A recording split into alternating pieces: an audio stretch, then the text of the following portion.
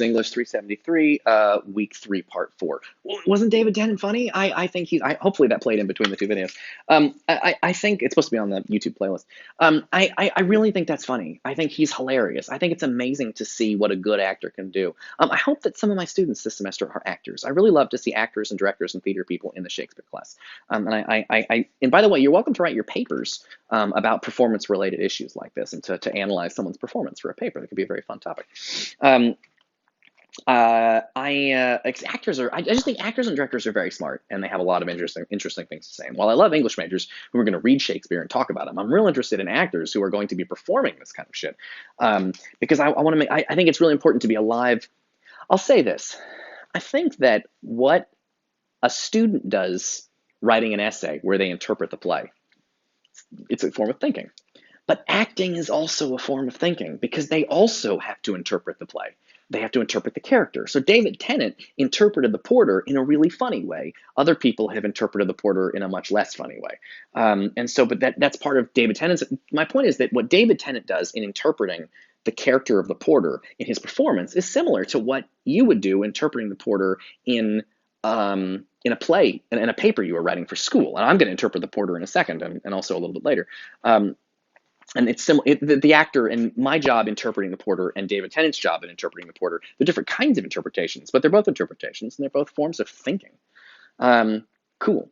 So the other reason that the porter stuff matters, and I think this is just worth pointing out, is that I mentioned that Shakespeare doesn't do random things. Now, of course, your teachers have probably told you this, that in poetry, every word is carefully selected. In a good movie, every shot, there's a reason behind it. Every line of dialogue, there's a reason for it.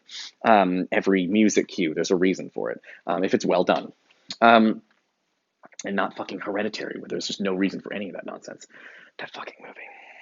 I gotta learn not to say bad things about shit on the internet, because everybody gets mad at me. I don't care. Hereditary is not a good movie. I'm not going to say that it's a good movie. Okay. Also, Gabriel Byrne is in the movie, and then he catches on fire. Is that funny? Is that a joke on his name being Byrne? I don't get it. I hope that guy makes a good movie someday, because I really think he has it in him to make a good movie. I just don't think he's done it yet. Okay, cool. So the thing I mentioned, when Shakespeare has an idea, he sticks to it in every scene. So, for example, I hope you've noticed we've only been looking at the play for a little bit, and it seems like they're talking about masculinity and femininity on like every page, because Shakespeare likes to work it out with all the different characters. Even the porter is making limp dick jokes, which is very much an issue of frustrated masculinity. So it fits the pattern of what we've been talking about so far. But the three people that the porter, he's opening the doors and he's imagining it's the doors of hell. And he imagines three different kinds of sinners. He imagines the farmer who committed suicide. He imagines the equivocator who technically tells the truth, but in such a misleading way that it's basically a lie. And then he has the tailor who's the thief. So the three sins he manages to cover in his imagination before opening the door are suicide, equivocating, and thievery. Anybody in this play guilty of thievery? Macbeth. He stole the crown.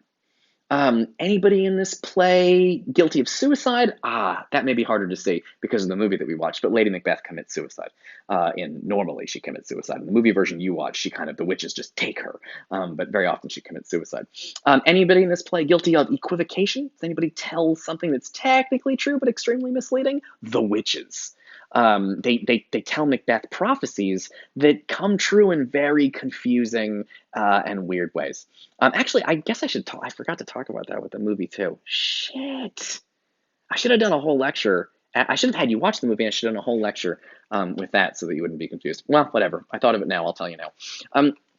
The witches' prophecies at the beginning are relatively straightforward. They say that Banquo will be greater than Macbeth and lesser. Because Banquo's not going to be king, but his kids will be king. They say that Macbeth will be Thanacator, and he is, and they say that he'll be king, and he is. The second round of prophecies is much more confusing. They say no man of woman born can harm you. Well, they say you'll be safe until the forest comes to Dunsinane. Meaning Dunsinane is the castle and the forest is outside the castle. And Macbeth says, well, that's great, because it sounds like they're saying you'll be safe until the trees grow legs and walk up to your house. And he's like, that'll never happen, so I'll be safe forever. In the movie, they set the trees on fire and the ashes show up at his house, and that's the forest coming to his house. In the play, they do this thing where the soldiers hold the invading army holds branches in front of them so that if you're on top of the castle and you're doing a lookout, you can't see how many soldiers are coming towards you. This is confusing because in modern day military, you have satellites and shit that can take overhead pictures, but they didn't have that. They just had to get on the castle and look. So you can put 100 guys coming this direction, you can put 100 guys come in this direction and 10 guys come in this direction and 10 guys come in this direction. If they're blocked by branches on all three sides, I don't know how many guys that is. So how do I defend the castle? If I put an equal number of troops, the 100 guys coming this way are going to destroy me, and these 10 guys I'll be able to defeat easily. But I don't know where to put my troops if I don't know how many people are coming. And so they cut the branches off, and a soldier sees the branches walking towards Dunstan. He's like, the forest is coming to Dunstan. They also tell him, no man of woman born can harm you. That is a tricky prophecy. And they tell him, beware, Macduff. They tell him, no man of woman born can harm you. And Macbeth figures, well, everybody has been born, everybody has a mom, so everybody's born of woman, and therefore I'm safe. A lot of students guess he'll be killed by a woman or kicked in the head by a horse, but it's neither of those things. That's what Tolkien does in Lord of the Rings. But it is a very similar prophecy about the Nazgul. But that's not what it is. It's again equivocation. It's a technicality. Macduff was a C-section baby, which means that instead of being born, he was cut out of his mother before he could be born. And again, I realize that's kind of cheating because nowadays, if someone you know has a C-section, you would say the baby was born, but technically speaking, it wasn't born. It just was cut out of the mother before it was born, and we'll talk more about that later. But that's the meaning of those prophecies. But those prophecies are said in such a tricky way that Macbeth is confused by them, and they are equivocators. So it's interesting that this scene that nobody cares about, that's a throwaway scene, and it's just kind of a junky garbage thing, but actually it kind of captures a lot of what's going on in the play. It's got a suicide, it's got thievery, it's got equivocation, and it's got the sort of weakened masculinity of erectile dysfunction jokes.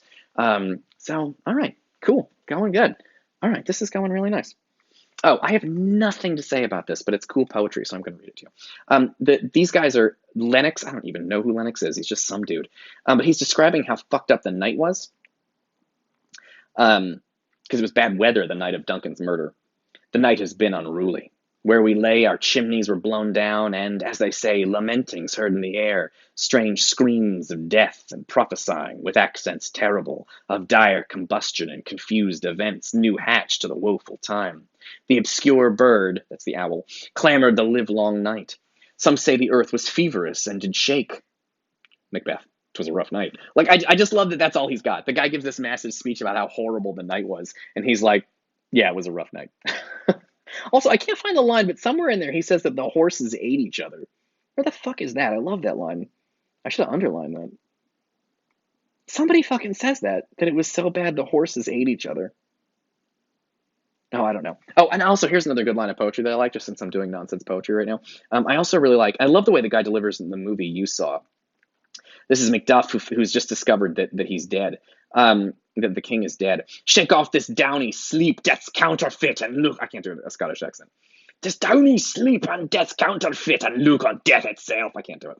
But I love sleep is death's counterfeit. It's a great fucking line. Right? A counterfeit money is fake money. Sleep is fake death. Because in sleep you get to wake up, and in death you don't. That's great. I just think it's a cool fucking line. All right, this is going really well. Let's see what else we got. And then Macbeth kills the guards because his plan is that Lady Macbeth and him drug the guards, and then they kill Duncan. And then the next day, when they discover the drunk guards, Macbeth flies into a rage. It's fake, and murders the guards so that they can't be asked questions about how they're innocent. Because they're planning on blaming the guards. Okay, and then we get to my favorite line in all of Shakespeare next. I'll see you in the next video. I'm so excited. Yay!